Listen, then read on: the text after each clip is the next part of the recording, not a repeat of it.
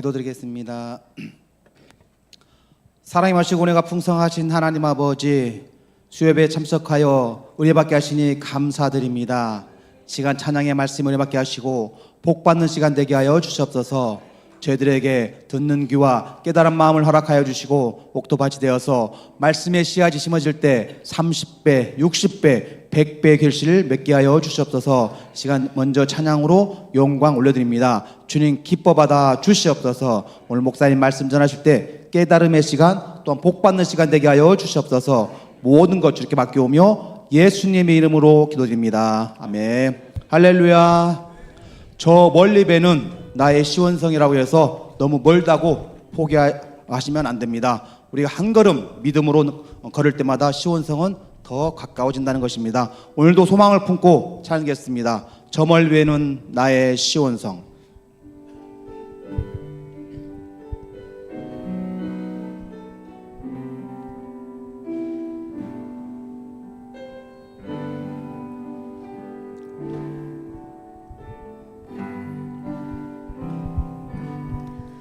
저 멀리 뵈는 나의 시온성, 오 거룩한 곳 아버지 집, 내 사모하는 집에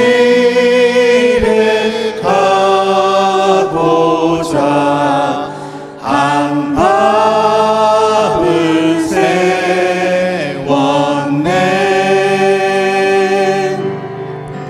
저 망망한 바다 위에 이 몸이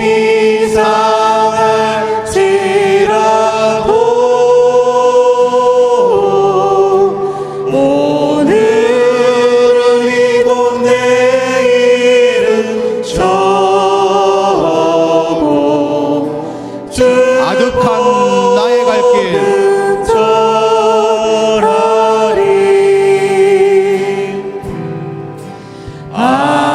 아득한 나의 갈 길 다가고 저 동산에서 편히 쉴 때 내 고생하는 모든 일들을 주께서 하시리.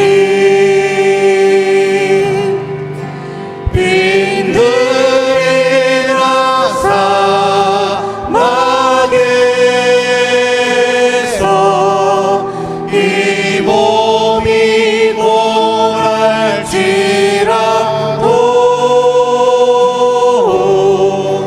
오늘 주 예수 날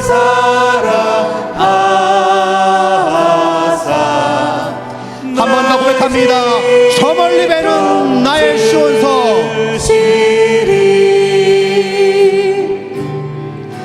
저 멀리 뵈는 나의 시온성, 오 거룩한 곳 아버지 집, 내 사모하는 집에 가고자 한 밤을 새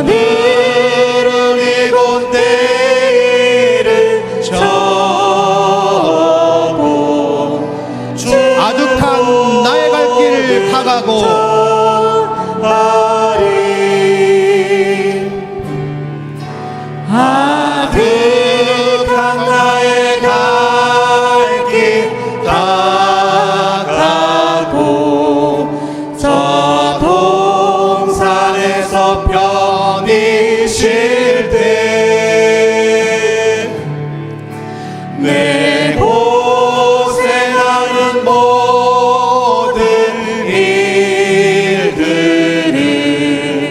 주께서 하시리. 빈들이나 사막에서 이 몸이 고갈지라도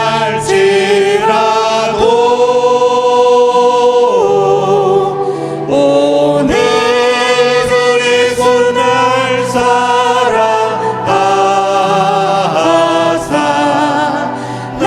저 망망한 바다 위에 주시리.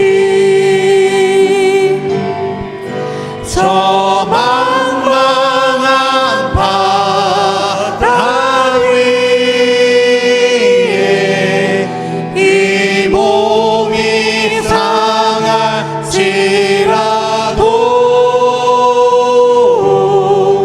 오늘은 이곳 내일은 저고 빈들이나 사막에서 전하리. 빈들이나 사막에서 이 몸이 고날지라도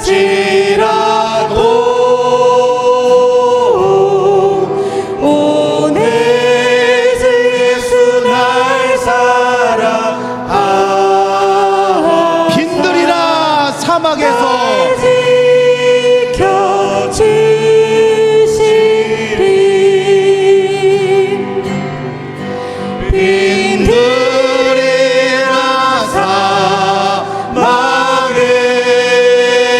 사막에서 이 몸이 고날지라도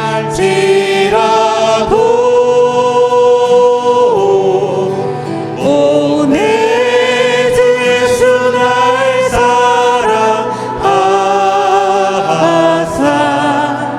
날 지켜주시리. 우리를 지키시는 하나님께 영광의 박수 올리겠습니다. 할렐루야. 이 시간은 기쁜 마음으로 힘차게 찬송하겠습니다. 아직 웃음이 안 나오시는 분은 걱정하지 마시기 바랍니다. 이 찬양을 하다 보면 하나님께서 웃음을 선물로 주실 것입니다. 찬양하겠습니다. 주 예수 사랑 기쁨.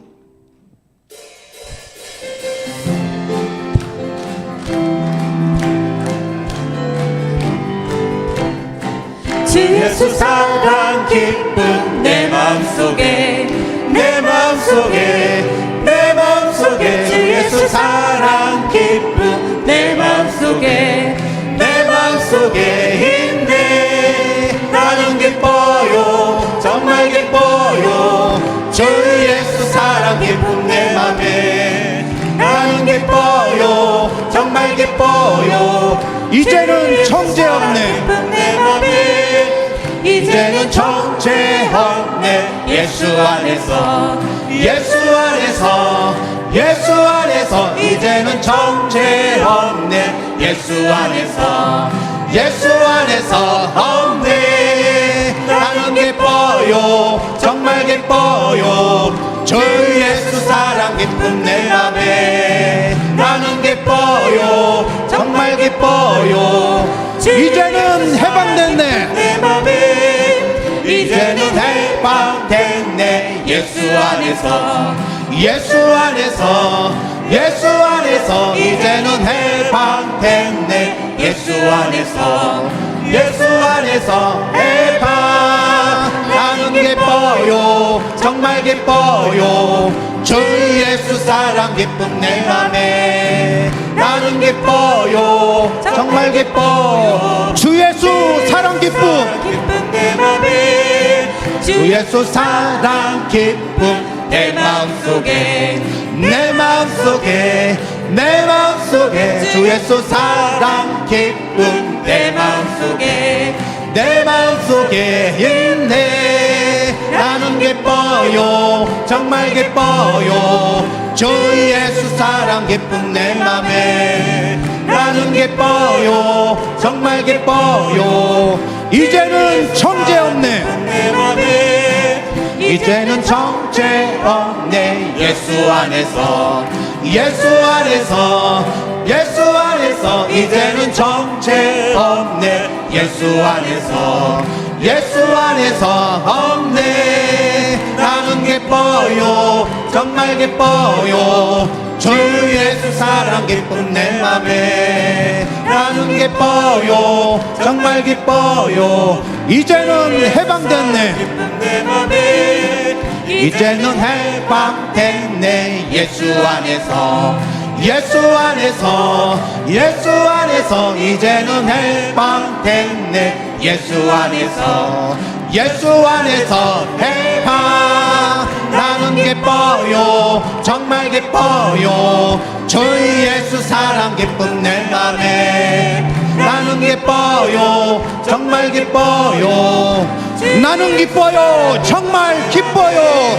나는 기뻐요 정말 기뻐요 주 예수 사랑 기쁜 내 맘에 나는 기뻐요 정말 기뻐요 아름다운 마음들이 아름다운 마음들이 모여서 주의 은혜 나누며 예수님을 따라 사랑해야지 우리 서로 사랑해 하나님이 가르쳐준 한 가지 내 이웃을 내 몸과 같이 미움 다투 시기 질투 버리고 우리 서로 이 다음에 예수님 만나면 이 다음에 예수님을 만나며 우리 뭐라 하나요 그때에는 부끄러움 없어야지 우리 서로 사랑해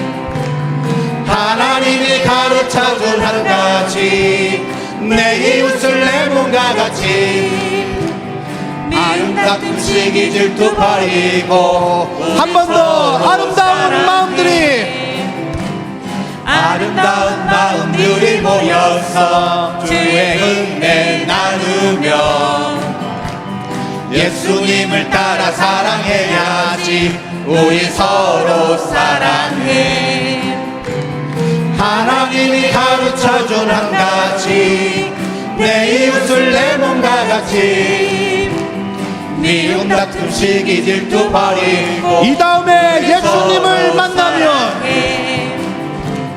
이 다음에 예수님을 만나면 우리 뭐라 할까요 그때 부끄러움 없어야지 우리 서로 사랑해 하나님이 가르쳐준 한 가지 내 이웃을 내 몸과 같이 미움 다툼 시기 질투 버리고 우리 미움 다툼 시기 질투 버리고 미움 다툼 시기 질투 버리고 우리 서로 사랑해 우리 하나님께 감사과 영광의 박수 올리겠습니다.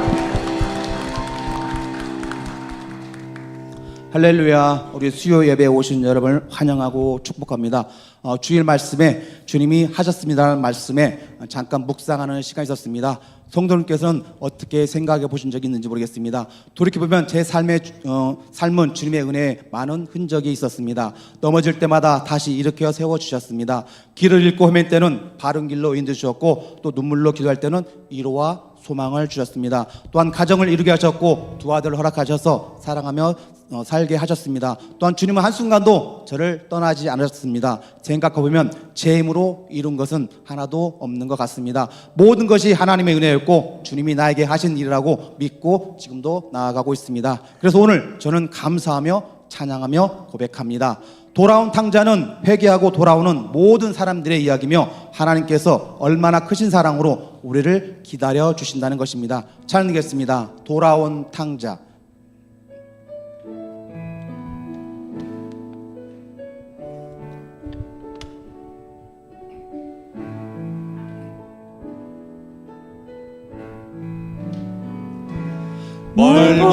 멀고만 이 세상 길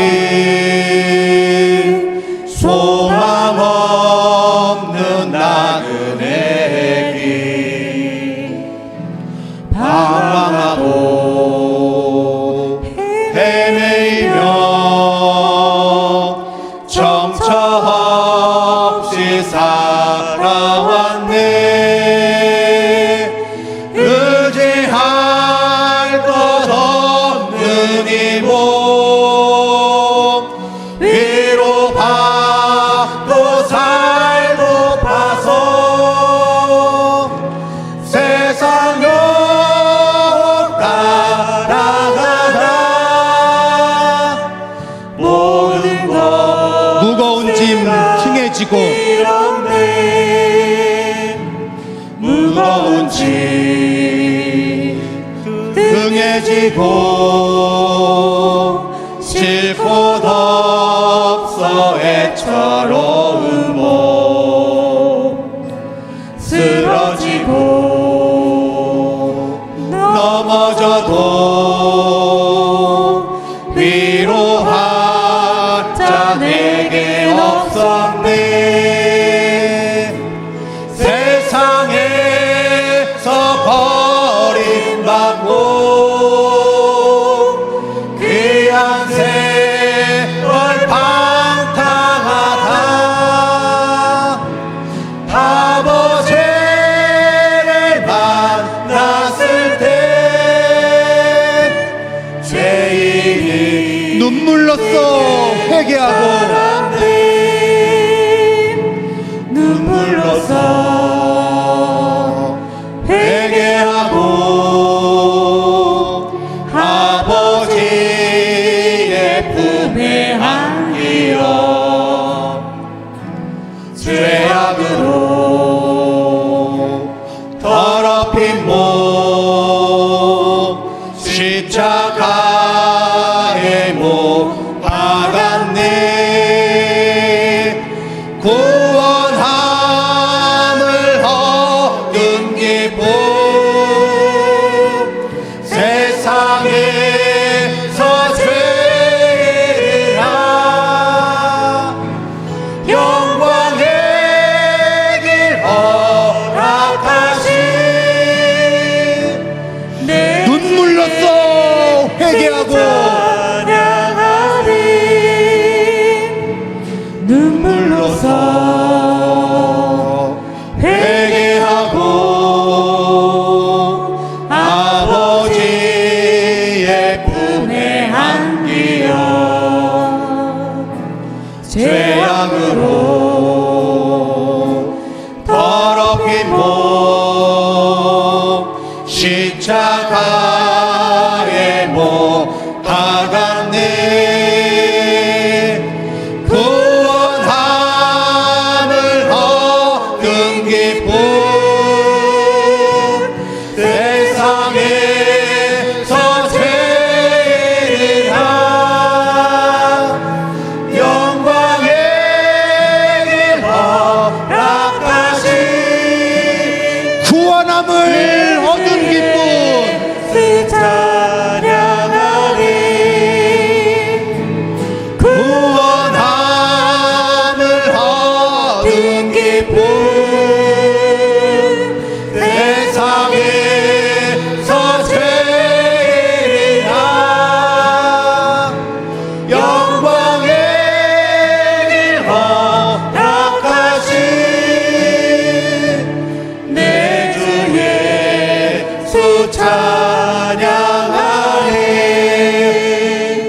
제가 통성으로 기도드리겠습니다. 먼저 교회를 기도하겠습니다. 영화부의 당일까지 모든 기관들이 부흥성장을 위해서 그 목사님 사모님 기도하겠습니다. 목사님 사모님 말씀 전해준 곳마다 손 얻는 점마다 죽었던 영혼들이 돌아오는 시간이 되게 해서 또한 시간마다 은혜 시간 되게 하시고 성령 담배를 흠뻑 적는 시간에 대해서 또 오늘 말씀을 위해서 또한 여름 교육부 사역을 위해서 주여 삼창하고 기도하겠습니다. 기도하겠습니다. 주여 주여 주여 하나님 아버지 감사합니다. 저희가 찬양과 경배 드리니 영광받아 주시옵소서. 참일간도 저를 사랑하시오. 세상 속에서 저희 죄심을 감사합니다. 저희들을 풍년하게 하여 주시옵소서. 죄를 든 육신을 주의 불로 쓰시고 오늘 예배 참석한 저희들 조정에 영원히 함께 하실 줄 믿습니다. 주님의 뜻을 내어주기를 기도합니다. 성도들에게 지혜를 주옵소서. 택함 받은 주님의 자리가 있고 말씀을 청절하게 주께서 인도하여 주시옵소서. 우리 성전의 손에 맡은 사역을 잘 감당하게 하여 주옵소서. 주님 안에서 강구하고 주님의 사랑과 은혜를 필요고 주셔서 인도하여 주옵소서. 하나님 아버지 오늘 목사님 말씀 중할 때 함께하여 주옵소서. 영혼의 강건함을 가주셨고 권능으로 붙들어서 어둠의 세력들을 불러서고 설심이 되고 살아있는 진리의 말씀께서 인도하여 주옵소서. 우리 성도님들 첫사랑을 회복하여 주옵소서. 언제나 성실하신 사랑을 가지고 하나님 말씀을 묻게 주셔서 인도하여 주옵소서. 진리의 말씀으로 우리에게 결정해 주셨고 살아있는 사랑을 심정께서 인도하여 주옵소서. 교회 설계 말씀께서 언제나 주님의 길을 말씀께서 인도하여 주옵소서. 이 밤도 주님의 복귀를 보여주고 함께하여 주셨고 10년 가운데 담배를 먹게 하여 주옵소서. 소망을 가시고 끝인 하나님의 사랑을 체험할 수 있게 인도하여 주시옵소서.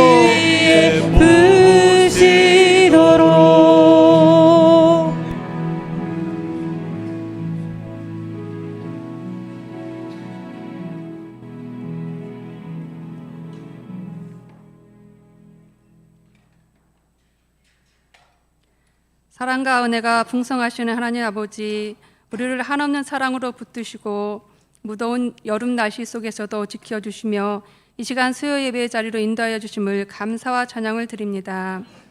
우리의 모든 삶의 형편과 처지를 아시는 사랑의 하나님 아버지, 세상 속에서 살아갈 때에 세상의 염려와 분주함으로 말씀대로 살지 못했습니다. 자기 중심적인 마음이 우선이었던 우리의 연약함을 고백합니다. 우리를 불쌍히 여겨주시어 주님의 십자가 보혈로 깨끗게 하여 주시며 우리의 믿음을 회복시켜 주시고 새롭게 하여 주셔서 말씀 앞에 더욱더 겸손히 서는 하나님을 경외하는 예배자의 삶이 되게 하여 주시옵소서. 교회의 주인 되신 사랑하는 아버지, 우리 교회가 믿음의 반석 위에 굳게 서게 하여 주시옵고 만민이 기도하는 교회로 주님께로 더 나아가는 모든 성도님들 되게 하여 주시옵소서.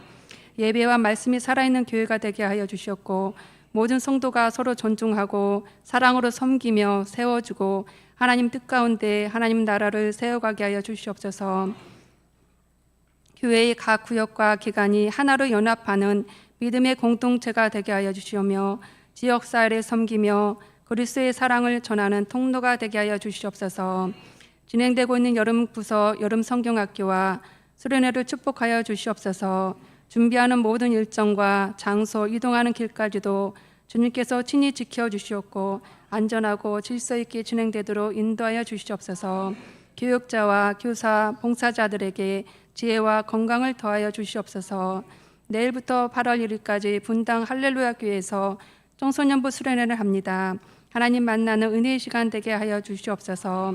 다음 세대 어린이와 청소년, 청년들이 말씀을 통해 주님을 인격적으로 만나고 믿음을 세워가는 귀한 시간 되게 하여 주시옵소서.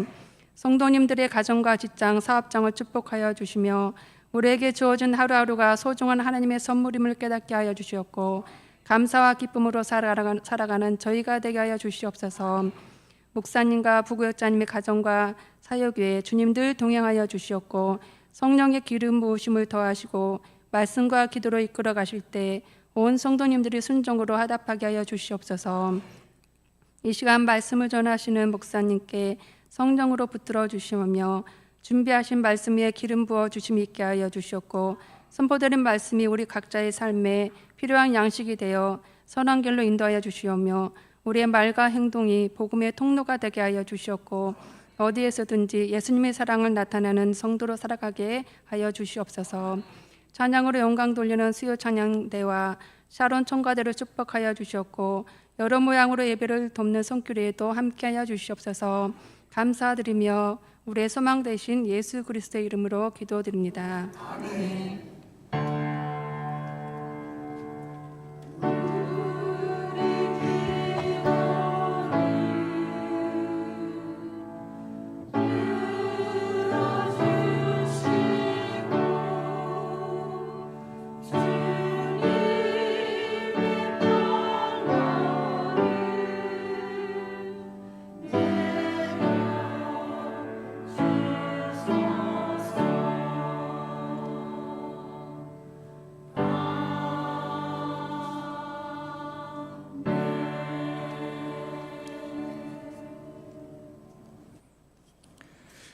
하나님의 말씀 보겠습니다.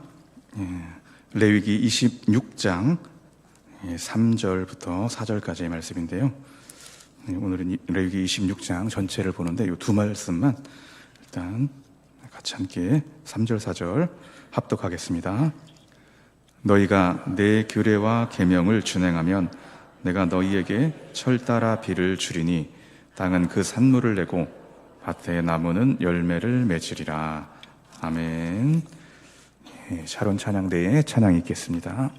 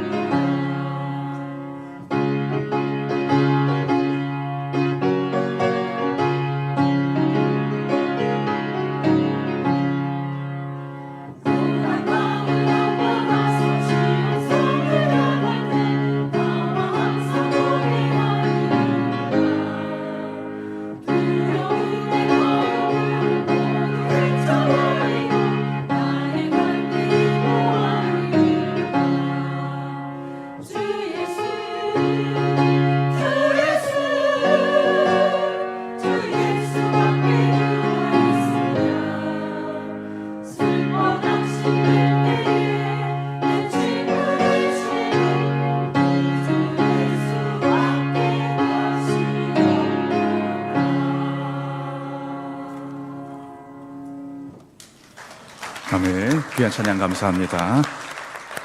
기도하겠습니다. 하나님, 수요 예배로 저희를 불러주시고 또 찬양하며 또 말씀을 듣게 하시고 또 기도하게 하심을 감사합니다. 이 시간 말씀을 통하여서 우리의 마음 가운데 깨달음이 있게 하여 주시옵시고 또 말씀을 붙잡고 살아가기를 다짐하는 복된 예배의 시간 되게 하여 주시옵소서. 우리의 삶을 주관하시고 늘 예배자로 세우시는 그 주님의 음성에 순종하며 나아가는 귀한 삶이 되게 하여 주시옵소서. 예수님의 이름으로 기도드립니다. 아멘. 예, 오늘은 레위기 26장 말씀 우리 같이 한번 또 나누도록 하겠습니다.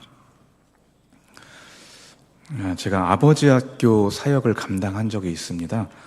제가 아버지 학교 스텝으로 섬긴 건 아니고요.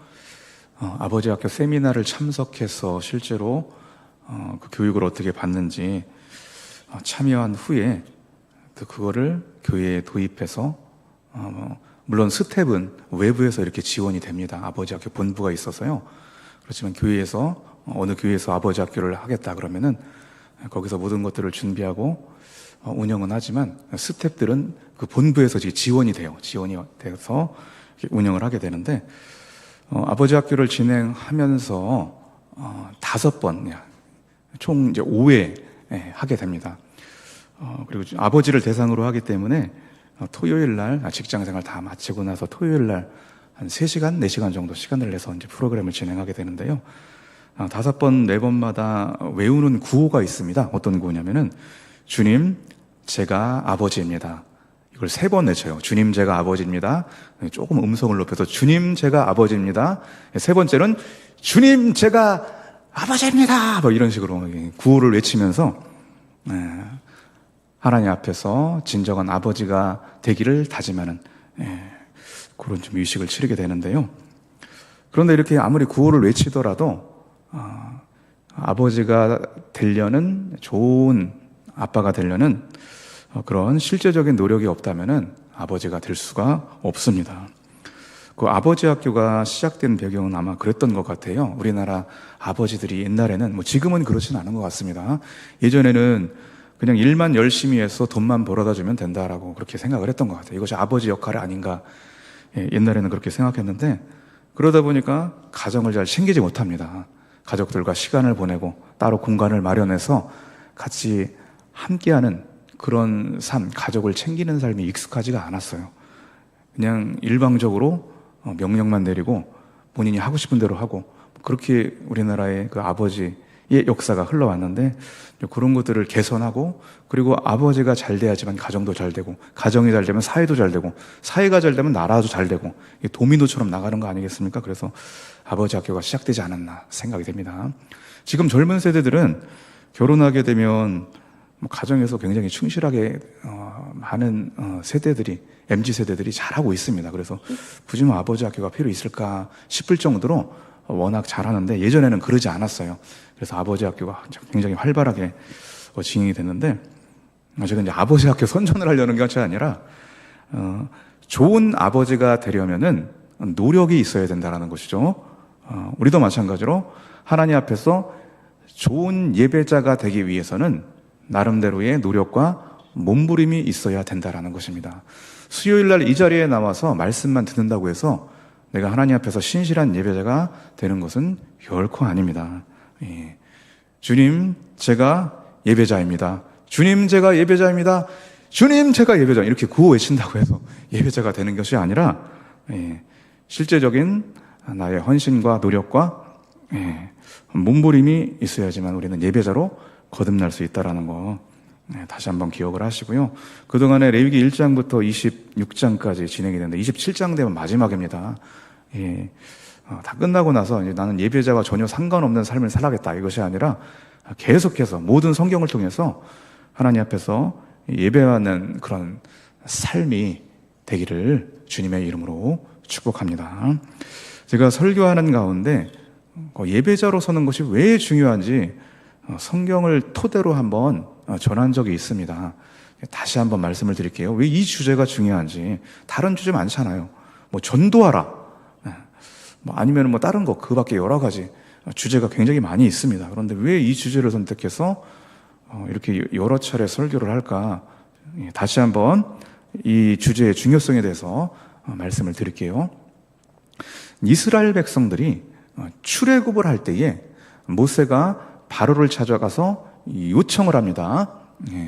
내 백성을 내놓아라. 우리는 광야에 가서 뭐를 해야 되기 때문에 이 백성을 출애굽을 시켜야 된다라고 하는데, 그 제시하는 조건이 무엇이냐? 우리는 광야에서 뭐를 해야 된다? 예배를 해야 된다는 것이에요. 그러니까 출애굽의 목적은 무엇입니까? 예배입니다. 예배. 하나님을 섬기고 하나님을 경외하고 하나님을 높여드리기 위해서 출애굽의 구원의 그 놀라운 성경 전체에서 가장 중요한 주제가 될 수 있는데, 출애굽이 있는 이유가 예배 때문에 있는 것이에요. 예배를 드리고 하나님을 경외하고 섬기는 그 일이 없다면은 굳이 출애굽을 할 이유가 없는 것입니다. 그만큼 중요하기 때문에 이 주제를 먼저 다룬 것입니다.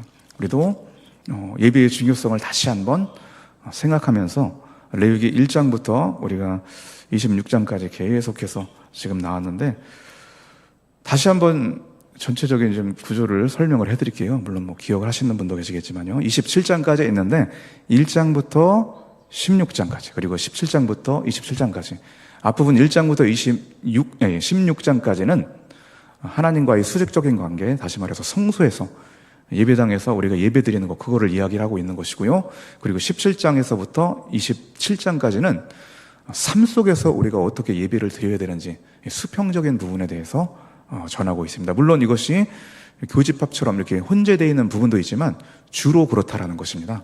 예.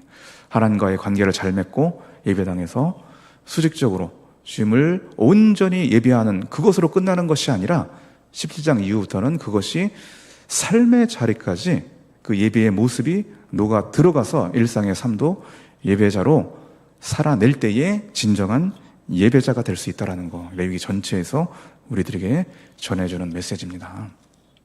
특별히 오늘 보게 될 레위기 26장 말씀은 일상의 삶에서 예배자로 우리가 살아갈 때에 주님으로부터 받는 그 축복과 그리고 우리가 예배자로 서지 못했을 때에 어떤 하나님의 징계가 이루어지는지 그것이 두 가지가 대비돼서 나오고 있는 본문이거든요. 본문 말씀이 좀 길긴 한데요.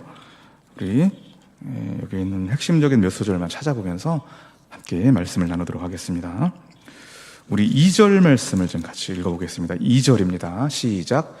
너희는 내 안식일을 지키며 아멘. 하나님의 축복과 저주의 말씀이 선포되기 전에 먼저 전제로 주어진 말씀입니다.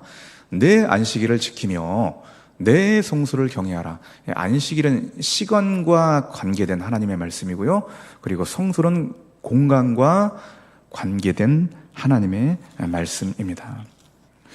우리가 예배자로 하나님께 정말 축복받는 그런 삶을 살아가기 위해서는 시간에 대한 부분과 또 아울러서 이 공간에 대한 부분, 이 두 축이 온전히 주님을 향하고 있어야 된다는 것입니다. 우리는 가만히 있으면은 시간적인 부분이라든지 공간적인 그 삶의 영역에서 주님을 잘 섬기고 예배할 것 같지만 그렇지 않습니다.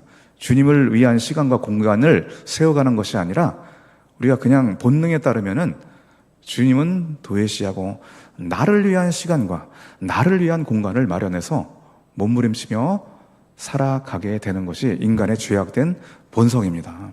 그래서 우리가 예배자로 하나님 앞에 제대로 서서 하나님 나라 갈 때까지 그 순례 여정길을 잘 예배자로서 걸어가기 위해서는 하나님 앞에서 이 영적인, 의도적으로라도 영적인 몸부림이 있어야 된다는 것이에요. 시간을 구별해서 드려야 되고 공간도 마찬가지고 삶의 자리를 구별해서 드리는 그 시간이 있어야 된다는 것입니다.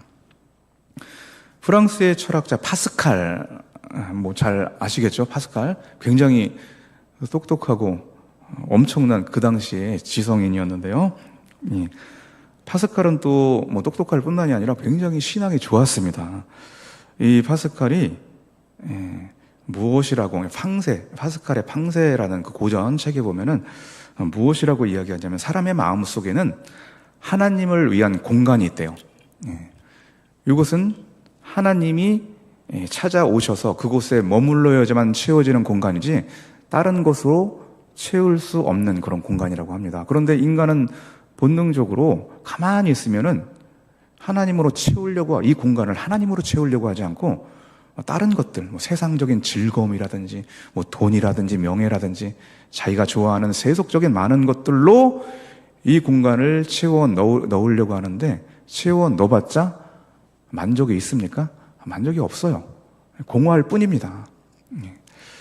하나님만이 이 공간을 채워야지만 진정한 만족이 있고 기쁨이 있고 우리의 삶 가운데 영혼의 풍성함이 있을 수 있다는 것이에요. 그런데 이것이 그냥 이루어지는 것이 아닙니다. 이 하나님께서 우리에게 마련해 주신 하나님만 거할 수 있는 이 처소, 이 공간을 주님이 온전히 임재하는 그런 공간으로 채우기 위해서는 거룩한 결단이 필요하다는 것이에요. 날마다 결단이 필요합니다. 우리 하루만 기도하지 않고 그렇게 살아가면 계속 우리의 심령은 어디로 기울어 갑니까? 하나님으로 기울어 갑니까? 그런 것 같지 않더라고요. 저 이렇게 설교를 하는 주위의 종의 길을 걷는 사람들도 기도하지 않고 몸부림치지 않으면은 어느 순간 나도 모르게 계속해서 세상을 향해 이렇게 삐딱하게 기울어가는 제 자신을 보게 됩니다. 그래서 스스로 채찍질을 가해야 되고 스스로 몸부림을 쳐야 됩니다. 그래야지만 우리의 심령 안에 주님의 임재로 충만한 그런 상태가 되어서 하나님을 예배할 수 있다는 거 잘 기억하시기 바랍니다. 주님 앞에 날마다 거룩한 결단이 있기를 축복합니다. 8월이 되면은 무주군에서 1인당 15만 원씩 개인 소득을 지원한다라고 그렇게 이야기를 다 듣고 지원을 하셨나요? 저희 집은 오늘 간 것 같은데요. 맞나요? 모르겠네. 아직 안 하셨나요? 아무튼 이 지원을 하게 되면은 8월부터 이제 시작이 돼서 개인당 15만 원씩 지원이 되는데 이것이 9월로 넘어가면 소멸되는 거 아닌가요? 전 그렇게 알고 있는데 8월에 지원되면 8월 한 달에 다 쓰고 9월에 아니에요? 3개월인가요? 아 그렇구나. 2개월? 3개월? 하여튼 그냥 뭐 2개월이든 3개월이든 그냥 한 달로 소멸이 된다라고 하면 그냥 가정을 해보죠. 뭐 실제는 그렇진 않지만 예를 들어서 가정을 하는 겁니다. 8월 달에 지급된 이 15만 원은 8월 안에만 써야 되고 9월로 넘어가면 다 소멸이 돼요. 그러면은 이거를 8월 안에 쓰려고 무진장 노력을 하겠죠. 나는 이번에 5만 원만 쓰고 9월 달에 10만 원 쓰겠다 이런 사람 없잖아. 다 소멸되는데 뭐 10만 원 소멸됩니다. 다 써야 되죠. 만약에 이런 계좌가 있다라고 한번 상상을 해보죠. 신비한 통장인데요. 매일 86,400원씩 자동 입금이 돼요. 매일. 근데 이거는 24시간이 지나면 쓸 수가 없습니다. 그 안에 다 써야 돼요. 밤 12시가 땡 하고 치면은 다 소멸돼 버립니다.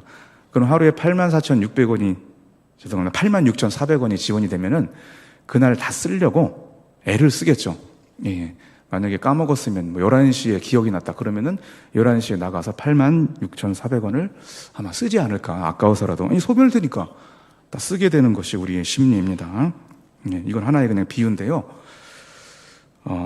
86,400원. 이것을 시간으로 바꾸면은 하루가 86,400초라고 합니다. 하나님께서 우리에게 매일 86,400초의 시간의 선물을 주셨습니다. 근데 과연 이 시간 중에서 이 시간은 밤 12시가 되면은 더 이상 찾아올 수 없는 하루에 할당된 시간의 양입니다. 하나님께서 그렇게 선물을 주셨어요. 과연 이 시간 안에서 내가 하나님께 구별해서 드리는 그 시간은 얼마나 되는지, 몇 초나 되는지 한번 우리의 삶을 돌아보시기 바랍니다. 많이 드리는 분도 계시고 전혀 안 드리는 분도 계시지 않을까 싶은데 여기에는 안 계신 것 같고요. 제가 이제 눈빛을 보니까 다 드리시는 것 같아요. 이전보다 더 많이. 어차피 하나님이 주신 거고 12시가 넘으면 다 소멸되는 겁니다. 더 이상 사용할 수도 없는 것입니다. 하나님께서 우리에게 주신 84,600초, 86,400초라는 시간 중에서 많은 부분을 떼어서 이왕이면은 하나님께 드리시기를 주님의 이름으로 축복합니다. 그런 은혜가 있기를, 우리 공동체 안에 있기를 소망합니다. 이렇게 시간과 공간, 이것을 가만히 있으면 나를 위해서 사용하는데 우리가 몸부림치고 또 노력하고 또 영적으로 우리가 발버둥하여서 하나님께 드리는 시간, 공간 이런 거를 따로 마련해서 귀한 예배자로 서기를 축복합니다. 우리 2절 말씀을 다시 한번 읽어볼게요. 2절입니다. 너희는 내 안식일을 지키며 내 성수를 경외하라. 나는 여호와니라. 아멘. 안식일은 시간, 성수는 공간. 이렇게 해서 이 두 가지 영역, 삶의 자리에서 주님께 올려드리시기를 축복합니다. 3절부터 13절까지는 축복에 대한 말씀이고요. 14절 이하는 저주에 대한 말씀인데요. 먼저 축복에 대한 말씀을 좀 살펴보도록 할게요. 다 보진 않고 몇 소절만 보도록 하겠습니다. 우리 4절 말씀 같이 읽겠습니다. 내가 너희에게 철 따라 비를 주리니 땅은 그 산물을 내고 밭의 나무는 열매를 맺으리라. 아멘. 철 따라 비를 줘서 산물을 내니까 이것이 무엇입니까? 물질에 대한 축복을 이야기하는 겁니다. 첫 번째로 물질에 대한 축복을 이야기하고 있고요. 우리 6절을 같이 또 읽겠습니다.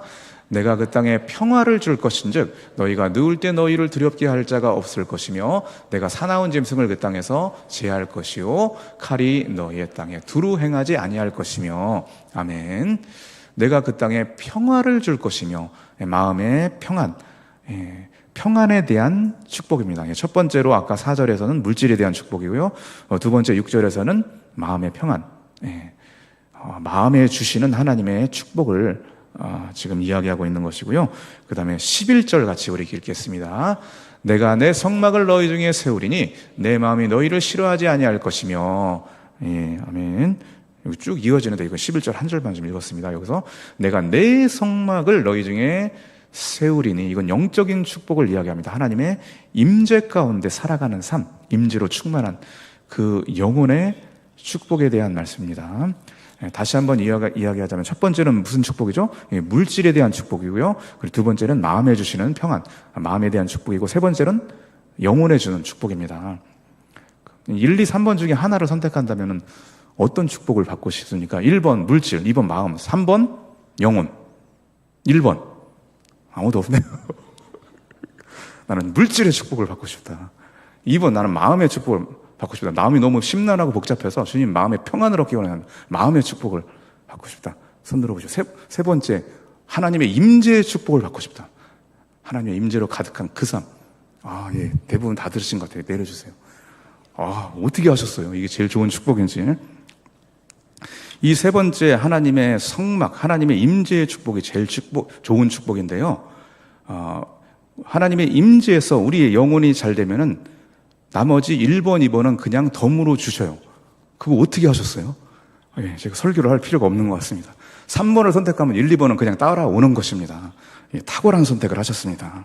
우리 요한 3서 1장 2절 말씀 우리 같이 읽겠습니다. 사랑하는 자여, 내 영혼이 잘됨 같이 내가 범사에 잘되고 강건하기를 내가 간구하노라. 아멘. 우리 영혼이 잘되면 하나님께서 덤으로 범사도 잘되는 그런 은혜를 주신다라는 것입니다. 그럼 무엇부터 먼저 챙겨야 되겠습니까? 영혼이 잘되는 것을 먼저 챙겨야 되죠. 나머지는 하나님께서 보너스로 주신다라는 것이죠. 우리 신명기 11장 13절 14절 우리 같이 한번 읽어보겠습니다. 내가 오늘 너희에게 명하는 내 명령을 너희가 만일 청종하고 너희 하나님 여호와를 사랑하여 마음을 다하고 뜻을 다하여 섬기면 여호와께서 너희의 땅에 이른 비와 늦은 비를 적당한 때에 내리시리니 너희가 곡식과 포도주와 기름을 얻을 것이요. 아멘. 이 말씀 잠깐 좀 띄워주시고요. 여기 13절은 영혼이 잘 된다라는 것이고 14절은 범사가 잘 된다라는 것이에요. 13절에 먼저 하나님을 잘 섬기고 영혼이 잘 되게 되면, 여호와 사랑하면 14절에 이른 비 늦은 비 줘서 우리가 또 범사가 잘 되는 물질의 축복을 주신다라는 그 말씀입니다. 이걸 좀 제가 자세하게 좀 설명을 해드릴게요. 이스라엘 백성들이 애굽에 있다가 이제 출애굽의 구원에 놀라운 은혜를 받고 가나안 땅에 들어가지 않습니까? 근데 가나안 땅은 굉장히 독특한 땅이었습니다. 하나님께서 젖과 꿀이 흐르는 땅이라고 그렇게 영적으로 정의를 내려주셨는데, 그 젖과 꿀이 그냥 막 살아도 흐르는 것이 아니에요. 조건이 있어요. 뭐냐? 먼저 영혼이 잘 되면은, 두 번째로 하나님께서 젖과 꿀이 흐르도록 만들어주는 굉장히 특이한 땅이죠. 어찌 보면은 하나님께서 의도적으로 그렇게 만들어주신 땅이기도 합니다. 그래서 하나님께서 그들이 영혼이 먼저 잘 돼서 하나님께서 이제 비를 주심으로 풍성하게 채워주는 그런 땅의 요술 같은 땅이기도 하죠. 그런 땅의 비밀을 하나님께서 그들에게 베풀어 주셨는데요. 제가 지난번에도 잠깐 설명을 해드렸는데 다시 한번 좀 반복해서 그 땅이 어떤 땅인지 좀 설명을 해드릴게요. 가나안 땅은 비가 잘 내리는 땅이 아닙니다. 하나님께서 비를 특별하게 내려 주셔야지만 살아갈 수 있는 땅인데요. 지난번에 이른 비와 늦은 비에 대해서 잠깐 좀 설명을 해드렸어요. 이른 비는 태양력으로 하면 10월 달에 내리는 비고요. 그리고 늦은 비는 태양력으로 4월 달에 내리는 비입니다. 이스라엘은 우리나라와 정반대로 겨울에 농사를 진다라고 했어요. 그래서 가을, 늦은 가을에 아니면 초겨울에 파종을 하게 됩니다. 씨를 뿌리게 돼요. 그때 이른 비가 내려줘야만 됩니다. 안 내리면은 그 한 해의 농사를 망치게 돼요. 그래서 하나님께서 이른 비를 주셔야 되고요. 그리고 4월 달쯤 돼서 이제 추수를 하기 시작합니다. 그때 늦은 비가 내려야지만 곡식이 잘 연글어서 그 수확을 얻을 수 있어요. 만약에 늦은 비가 오지 않고 대륙 동풍에서 불어오는 그 건조한 바람이 한번 몰아샥 닫히면은 그 한 해 농사 다 망쳐버립니다. 예, 그래서 하나님께서 이른 비와 철을 따라 이른 비와 늦은 비를 내려 주셔야지만 농사가 잘 돼서 풍성한 축복을 받을 수 있는 땅이 바로 가나안 땅이 되는 것이에요. 그런데 하나님께서 이른 비와 늦은 비를 언제 주시느냐, 그냥 주시는 것이 아니라, 우리 다시 한번 보겠습니다. 신명기 11장 13절 우리 다시 한번 띄워주세요. 우리 13절만 우리 같이 읽겠습니다. 내가 오늘 너희에게 명하는 내 명령을 너희가 만일 청종하고 너희 하나님 여호와를 사랑하여 마음을 다하고 뜻을 다하여 섬기면 주님을 사랑하고 주님을 잘 경외하고 주님을 온전히 사랑하고 그 말씀대로 살아가는 그 영혼이 잘 되는 일이 있을 때에, 그것이 먼저 전제 조건이 됐을 때에 하나님께서 범사도 잘 되고 젖과 꿀이 흐르는 땅으로 비를 내려주셔서 그렇게 만들어 주시겠다는 것입니다. 그래서 이 비가 오느냐 안 오냐는 그들의 삶의 영적인 척도였습니다. 만약에 올해 비가 안 왔다 그러면은 나의 뭐가 문제 있는 것입니까? 영적인 상태에 문제가 있는 것이요. 비가 잘 내리면은 내가 영적으로 지금 잘 살아가고 있는 것입니다. 비는 하나의 척도가 된 영적인 그 수준을 가늠하는 척도가 되겠죠. 예. 그런 식으로 말씀을 이해하시면 될 것입니다. 그리고 이제 13절부터는 이제 저주에 관한 말씀인데요. 우리가 굉장히 싫어하는 말씀입니다. 연말이 되면은 송구 영신 예배 때 말씀 카드를 뽑을 때 절대 나오지 않는 그런 말씀이 여기 13절부터 쭉 계속 엄청나게 많은 말씀인데 단 하나도 나오지 않는 그런 말씀이 여기에 빼곡하게 기록이 되어 있어요. 근데 중요하기 때문에 또 기록이 되어 있겠죠. 예. 하나님께서 다양한 방법으로 저주하신다라는 말씀인데, 저주라고 표현하니까 조금 좀 듣기가 거북하잖아요. 하나님의 사랑의 채찍이라고 이렇게 표현을 하면은 맞을 것 같아요. 예. 하나님께서 저주를 주시는 것이 그냥 우리가 믿기 때문에 우리를 악한 어떤 불행으로 몰아넣기 위해서 하나님께서 저주를 주시는 것이 아니라 우리를 좋은 길로 인도하기 위해서 사랑의 해초리를 댄다, 뭐 이런 식으로 이해를 하면 더 좋지 않을까 생각이 됩니다. 그래서 나중에 기회가 되면은 한번 읽어보시면 좋을 것 같은데요.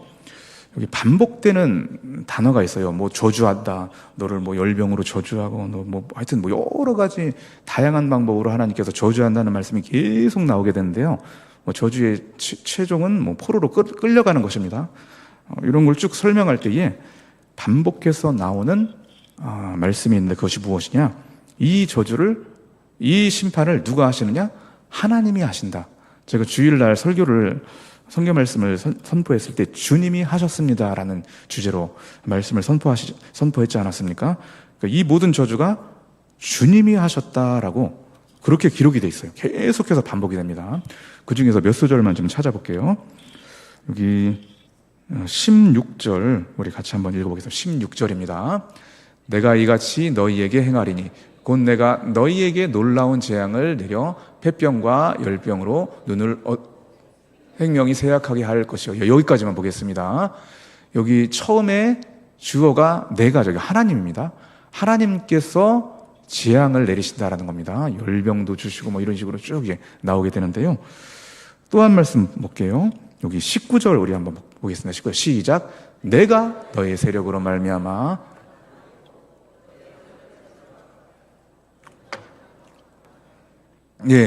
주체가 내가 하나님입니다. 우리 한 말씀만 더 보겠습니다. 33절 보겠습니다. 내가 너희를 여러 민족 중에 흩을 것이요 내가 칼을 빼어 너희를 따르게 하리니 너희의 땅이 황무하며 너희의 성읍이 황폐하리라. 하나님께서 너희를 여러 민족 중에 흩은다라는 것은 포로로 사로잡아 간다라는 그런 말씀입니다. 이런 재앙을 하나님께서 주시는데 주체가 누구다? 하나님이라라는 것입니다. 왜 주체가 하나님일까? 이 징계를 통해서 하나님께서 우리를 회개시키고 선한 길로 이끄시려는 하나님의 사랑의 메시지가 담겨 있는 것입니다. 아까도 말씀드렸듯이 그냥 우리가 믿기 때문에 우리에게 회초리를 가하지 않는다라는 것이죠.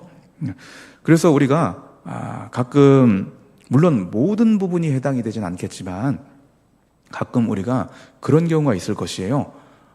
하던 일이 잘 안 되거나 아니면은 몸에 병이 들거나 아니면 다양한 방법으로 세상 사람들이 저주라고 생각하는 그런 것들이 우리에게 임할 때에 혹시 이것이 주님께서 우리를 징계하시는 것은 아닌가? 그런 부분이 있다라는 것입니다. 물론 아닐 수도 있습니다. 아닐 수도 있고 길 수도 있는데 우리가 좀 영적으로 민감하게 통찰을 하면은 이걸 구분할 수가 있어요. 이것은 그냥 온 것인지 아니면 하나님께서 주신 것인지 판단을 할 수 있다라는 것이에요.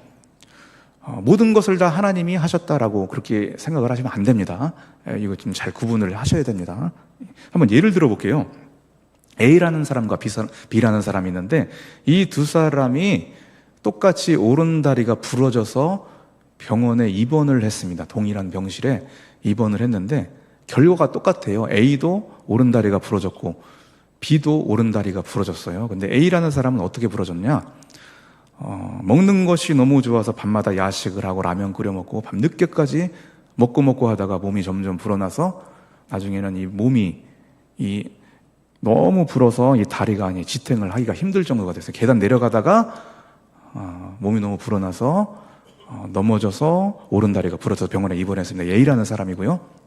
B라는 사람은 굉장히 자기 관리를 잘하는 사람입니다. 헬스도 하고 그 다리 근육이 얼마나 튼튼한지 말 허벅지처럼 막 다리가 억세서 절대로 이 사람은 높은 곳에서 떨어져도 다리가 부러지지 않을 사람인데 어느 날 어느 곳을 향해서 가고 있다가 갑자기 자기도 모르게 뚝 소리가 나더니 오른다리가 부러져서 병원에 입원했습니다. 근데 이 사람은 도박장을 향해서 가고 있다가 다리가 부러져서 자기도 모르게 절대 그런 일이 있을 수가 없는데 그런 일이 벌어진 겁니다. 그래서 병원에 입원했습니다. 여러분이 생각하기에 A라는 사람과 B라는 사람, 이 두 사람이 있어요. A라는 사람과 B라는 사람 둘 중에 어느 사람이 하나님께서 다리를 부러뜨리셨을까요? A라고 좀 다시 기억이 안 나나요? 다시 한번 좀 설명을 해드릴게요. A라는 사람은 많은 것을 먹다가 이 다리가 이 하정을 받치지 못해서 본인이 관리를 잘못해서 다리가 부러진 거고, 이거는 하나님이 하신 게 아니라 본인이 몸 관리를 못해서 다리가 부러진 겁니다. 이거 하나님 탓하면 안 됩니다. 하나님이 나를 다리를 부러뜨리셨다. 이거 절대 아니. A라는 사람. B라는 사람은 멀쩡한데 도박장을 향해 가다가 갑자기 뚝 소리가 나서 다리가 부러졌어요. 이거 누가 하신 겁니까? 이건 분명히 하나님이 하신 겁니다. 어떻게 해야 됩니까? B라는 사람은 회개하고 돌이켜야 돼요. 그럼 A라는 사람은 어떻게 해야 됩니까? 회개하고 돌이키는 게 아니라 살을 빼야죠. 전혀 다른 문제라는 것이죠. 아무 사람에게나 다 적용을 하면 안 되는 것입니다. 우리의 삶과도, 우리의 삶에도 B와 같은 그런 케이스가 있을 수 있다는 것이에요. 어떻게 살다 보니까 주님 앞에서 우리가 영적으로 잘못된 길을 가서 하나님께서 우리에게 회초리를 대시고 징계를 가할 수 있다는 것입니다. 우리는 영적인 존재이기 때문에 이걸 충분히 파악할 수 있어요. 이것이 세상으로 온 것이 아니라 주님께서 하셨다라는 거. 그럼 어떻게 해야 됩니까? 빨리 돌이키고 회개해야 됩니다. 그럴 때에 우리는 하나님이 기뻐하시는 하나님의 임재로 충만한 예배자의 삶을 살아갈 수 있다라는 것입니다. 이거 혼동하시면 안 돼요. 혼동해가지고 아무 사람이다 막 적용하면은 시험 듭니다. 절대 그렇게 하지 마시고 근데 자기한테만 적용을 하시면 됩니다. 분가들 하셔서요.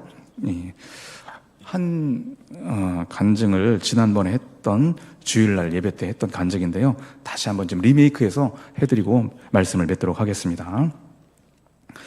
인천의 어떤 목사님이 지하에 이제 개척교회를 시작을 하게 됐는데 그 위에 어떤 야채 가게 장수가 와서 채소 가게를 이렇게 개업을 했습니다. 이 사람은 서울에서 큰 사업을 하다가 실패를 하고 야반 도주에서 인천으로 내려와서 조그마한 구멍가게식으로 채소 가게를 차렸는데요. 조폭들의 눈을 피해서 야반 도주를 한 겁니다. 이제 지하에 개척했던 목사님이 올라와서 이분을 전도를 했어요. 이분은 뭐 신앙도 없는데 당장 너무나 힘들고 삶이 어려우니까, 조폭에게 쫓겨왔으니까 얼마나 삶이 힘들겠습니까? 그래서 예수님을 믿기로 결단을 해요. 당장 이제 자기가 힘든 문제를 해결하기 위해서. 근데 그 야채 가게에 조그마한 방이 있었는데 거기서 쭈그려서 잠을 자는 그런 신세였습니다. 어차피 잠도 자기 힘드니까 교회 밑에 가서 잠을 자고 철야를 하고, 그리고 목사님으로부터 성경 공부를 배우고, 뭐 그런 시간을 계속 갖다 보니까 믿음이 들어가게 되고, 나중에는 귀한 신앙의 사람으로 변화가 되게 됩니다. 돈이 워낙 없기 때문에 하루에 벌어들이는 돈이 뭐 고작해야 뭐 2, 3만 원 정도, 30년 전 얘기입니다. 2, 3만 원 정도 됐는데, 물건을 해올 돈이 없잖아요. 농수산물 시장에 가서 돈은 없는데 그냥 저녁까지 기다리고 있다가 한 번은 이런 일이 있었다고 합니다. 큰 도매상 주인이 오더니만, 뭐 혹시 물건 샀어요? 그러니까 아니, 못 샀어요. 어떡합니까? 사야 되지 않습니까? 돈이 없어서 못 산다고 하니까, 그러면은 제가 물건을 다 대줄 테니까 팔고 갚으래요. 그런 일은 있을 수가 없는데 하나님께서 개입을 하시고 역사해 주신 거죠. 그래서 그분이 큰 도매상을 하는 분이 공짜로 그냥 물건을 대주고 거기 팔리면은 돈을 갚고 뭐 이런 식으로 장사를 해 나갔다라고 합니다. 하루는 이런 일이 있었대요. 어떤 정장을 입은 할아버지 한 분이 자기 이제 구멍가게를 쭉, 야채 가게를 쫙 지나가는데 이분이 들어오시더니만 혹시 공장에 대량 납품을 할 수 있냐고 이렇게 물어보시더래요. 이 구멍가게에서 무슨 대량 납품을 합니까? 그렇게 물어보니까 그분이 이제 자초지종을 이야기하는 거예요. 자기가 인천공단에서 300명 직원을 데리고서 이 공장을 운영하고 있는데, 이 직원들이 점심과 저녁 하루에 600개씩을 해결해야 되는데 그 야채를 납품을 해야 된대요. 물론 당신 주인 말이 맞아요. 납품하는 것이 불가능하지만 다 알아요. 그런데 내가 어느 교회 장로입니다. 근데 이곳을 지나갈 때마다 하나님께서 계속 여기서 야채를 사래요. 이런 마음을 계속 주시더래요. 그래서 내가 이렇게 요청을 하는 겁니다. 그래서 식자재를 우리 공장에 하루에 600개씩 대주세요 해가지고 계약을 맺고, 이분은 이제 사업이 폭발적으로 성장해서 나중에는 30년 전의 일인데 11조를 뭐 200, 300씩 하다가 주변에 있는 시장에 있는 가게들을 막 사들이면서 이제 사업이 점점 번창하는 겁니다. 이제 큰 사업가가 됩니다. 예, 그렇게 해서 계속 사업가가 됐어도 신앙생활을 잘 했으면 좋으련만 사업이 너무 잘 되고 바쁘다 보니까 기도 생활도 안 하게 되고 예배도 빠지게 되고 겨우겨우 주일날 예배 드리는 정도, 그것 허겁지겁 달려와서 겨우 드리는 정도가 됐대요. 예. 그래서 하나님께서 이분이 처음에는 신앙생활을 잘했다가 이렇게 신앙생활이 주저앉으니까 하나님께서 가만히 계시겠습니까? 예, 손을 대시겠죠. 오늘 레위기 26장 13절 이하의 말씀에 나오는 뭐 똑같은 저주는 아니겠지만 사업이 점점점 무너져 내리도록 하나님께 회초리를 대시는 겁니다. 예. 그러면서 순식간에 이렇게 점점 사업이 기울어져 가고요. 주신 것을 막 다 가져가시는 겁니다. 하나님이 징계하시는 거죠. 이렇게 징계할 때는 하나님의 뜻이 있죠. 예. 그냥 다시 돌이키라는 거잖아요. 하나님께서 주신 그런 축복을 잘 간직하기 위해서는 깨닫고 돌이켜야 되는데 이 사람이 정신을 못 차리고 계속 그렇게 살아갑니다. 그러다가 나중에는 어떤 일까지 발생하냐면은 빚더미에 이제 쌓아 올렸는데 한 사람 이제 빚을 갚지 못해서 그 사람을 찾아서 빚을 갚으려고 하는데 돈은 있는데 그 사람이 발견이 안 됐대요. 그 빚진 사람, 그 채권자, 제가 본인이 빚을 지고 그 채권자가 나타나서 빚을 갚아야 되는데 안 나타났대요. 시간이 지나서 나중에 나타나서 돈을 줄 테니까 빚 갚아달라고 하니까 그 사람이 난 돈 필요 없다고, 당신을 감옥에 집어넣겠다고. 이제 그때 이제 정신이 번쩍 든 거예요. 그래서 목사님을 찾아가서 어떻게 하냐고, 어떻게 이 문제를 해결해야 되냐고 물어보니까 그 목사님께서 이렇게 대답을 하셨다고 합니다. 이제 기도하고 주님께 돌아오십시오. 그러면 다 해결될 겁니다. 하나님께 매달리십시오. 근데 이 사람이 목사님 말씀을 듣지 않고 하나님의 음성으로 듣지 않고 그냥 계속해서 신앙을 게을리하고 이 문제를 해결하기 위해서 많은 돈을 들여 최고의 변호사를 샀다고 합니다. 문제가 해결됐을까요? 해결이 안 되죠. 결국 그 인생은 완전히 바닥으로 추락하고 말았다고 합니다. 이 간증을 통해서 우리가 깨달을 수 있는 것은, 물론 다 그런 건 아니겠지만 우리의 삶에 신앙에 문제가 있을 땐 분명히 하나님께서 우리에게 회초리를 가하고 채찍질을 가할 때가 있다라는 것입니다. 그럼 우리가 영적으로 바로 깨닫고 삶을 돌이키고 그리고 주님과의 관계를 점검하고 하나님께로 나아가는 그런 우리의 삶의 몸부림이 필요하다라는 것입니다. 그럴 때 우리가 진정한 예배자가 될 수 있다라는 거 잘 기억하시고 늘 하나님과의 관계를 점검하며 나아가는 우리의 신앙의 삶이 되시기를 주님의 이름으로 축복합니다. 네, 우리 기도하겠습니다. 하나님, 우리가 우리의 일상의 삶 가운데 예배자로 서 있는지 우리의 삶을 다시 한번 돌아봅니다. 하나님, 우리가 잘못된 길을 가고 있을 때 때로는 우리를 사랑하사 또 사랑의 채찍을 우리에게 가하실 수 있을 것인데, 그때마다 빨리 돌이키고 주님을 찾고 주님을 경외하는 삶으로 나아가게 하여 주시옵소서. 우리 11조 예물과 또 헌당 1,000번째 예물 드린 또 귀한 손길이 있습니다. 하나님, 예물 드린 손길 하나님 귀하게 축복하여 주시옵시고 또 기도하는 것마다 주님 전전에 상달케 하여 주시옵소서. 오늘 예배드리는 모든 분들 한 분 한 분 기억하시고 또 늘 예배자로 살아갈 수 있는 귀한 은종 가운데 거할 수 있게 하여 주시옵소서. 이제는 예수 그리스도의 은혜와 하나님 아버지의 극진하신 사랑하심과 성령님의 교통감화 위로 역사하심이 늘 주님 앞에서 우리의 삶을 온전히 드리기를 원하는 무주장로교의 모든 성도님들 머리 위에 이제로부터 영원토록 함께 하시기를 주님의 이름으로 축원하옵나이다. 아멘.